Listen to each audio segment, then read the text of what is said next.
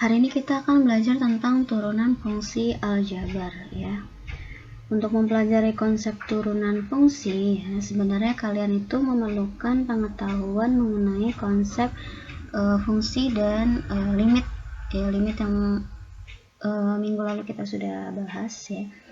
Nah, konsep itu kan sudah kita pelajari, nah maka kita bisa mempelajari turunan fungsi aljabar ya. Misalkan diketahui sebuah fungsi fx.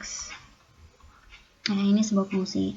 Nah, ketika kita mau turunkan fungsi ini, simbol turunannya yaitu adalah f aksen x. Nah, ini adalah simbol dari turunan fungsi aljabar. Ya. Untuk turunan fungsi fx, jika kita memakai rumus konsep dari limit ya, itu sama dengan limit h mendekati 0, lalu di sini fx tambah h dikurang fx dibagi oleh h ya. Ini adalah rumus dari turunan memakai konsep limit ya. Ini adalah rumus dari turunan memakai konsep limit. Untuk lebih jelasnya Ibu kasih contoh ya. Contoh misalkan Ibu punya fungsi sama dengan 3x ya. Tentukan turunannya atau f aksen x-nya ya. Nah, di sini misalkan pertanyaannya menggunakan konsep limit ya, misalkan ya. Kita disuruh untuk menggunakan konsep limit. Nah, jawab. Nah, karena menggunakan konsep limit ini yang seperti ini ya, maka bisa kita tulis f aksen x sama dengan limit h mendekati 0 fx tambah h dikurang fx dibagi h. Nah di sini kan fx tambah h ya. Nah, berarti dari fx yang diketahui ini kita bisa mencari fx tambah h ya. Kalau di sini fx, di sini fx tambah h, berarti x ya kita ganti x tambah h gitu ya teman-teman.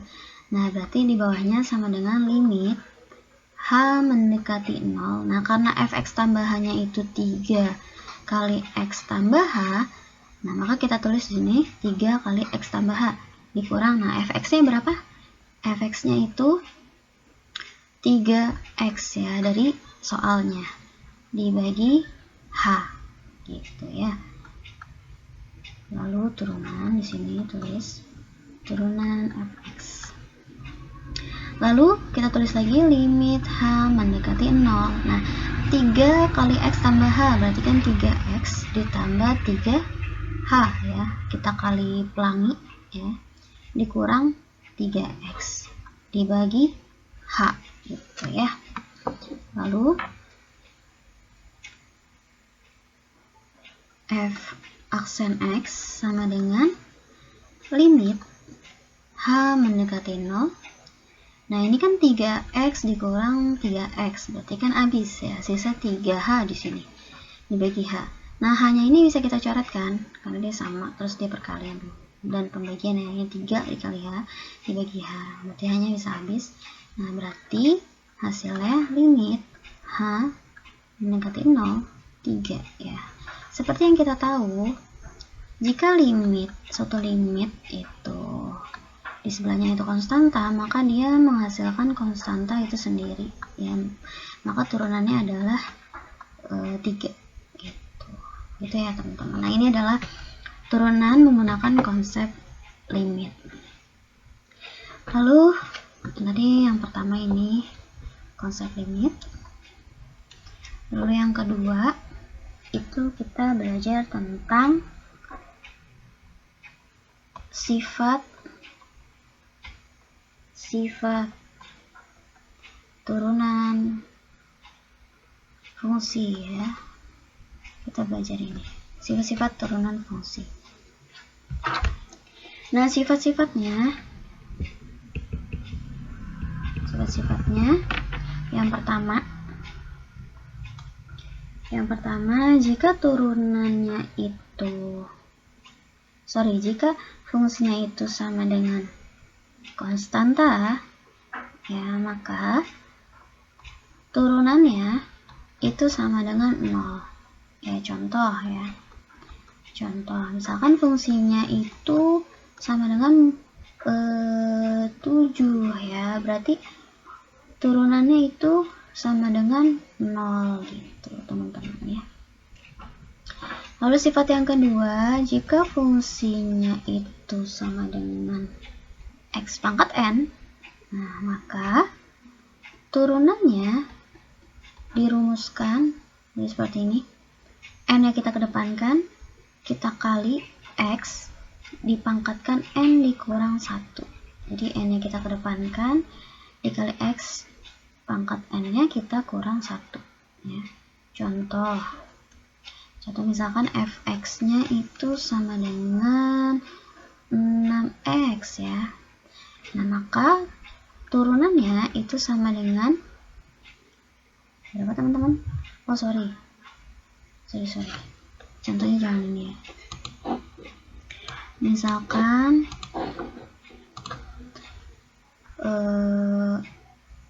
fx nya itu x pangkat 5 ya. Maka turunannya 5 dikali x pangkat 5 kurang 1 atau sama dengan 5 dikali x pangkat 4 gitu, seperti itu ya.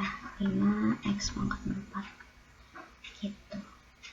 Lalu yang ketiga sifatnya, jika fungsinya itu sama dengan konstanta dikali x pangkat n, maka rumus turunannya itu sama dengan